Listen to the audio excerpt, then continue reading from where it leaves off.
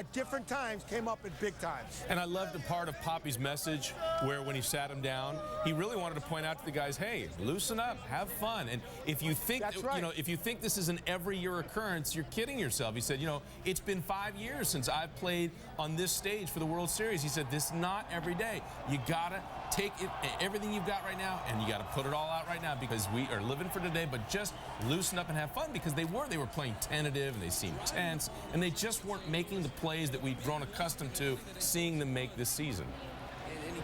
I do want to point out, guys, that David Ortiz has just been named the World Series MVP, and rightfully so. I mean, he carried this team. He's been the heart and soul of this team. He's been so much fun to watch, guys. And you know what? The thing about David Ortiz that I love the most about him, he's got no big ego.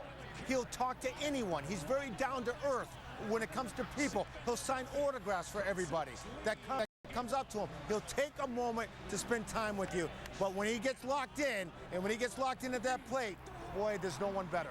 And he is MVP of the World Series. Yeah, and you mentioned it a second ago, Steve. We were unclear just how well he'd play this year based on past injuries. Was he completely healthy? I think he answered all that, obviously, with taking the MVP title in this and doing such a tremendous job in the postseason.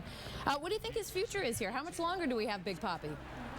Well, Big Papi, the thing that Big Papi told the Boston Red Sox is that he doesn't want to go anywhere else. And there was some question on how long they were going to sign him for. But I think his stock just went through the roof this year.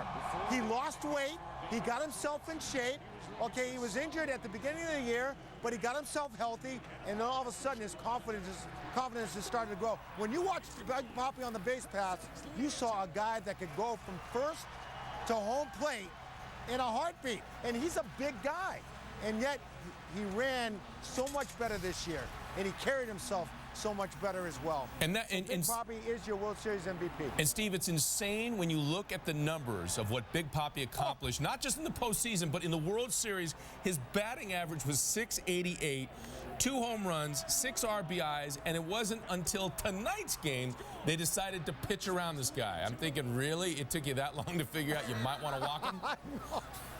It baffled me how many times St. Louis pitchers pitched to Big Papi. You're right. It took them to Game 6 of the World Series to figure it out. Don't pitch their guy. Right, he was 733 going into this game. Because it's not like he posed a huge threat when he was on base for speed. Steve, with no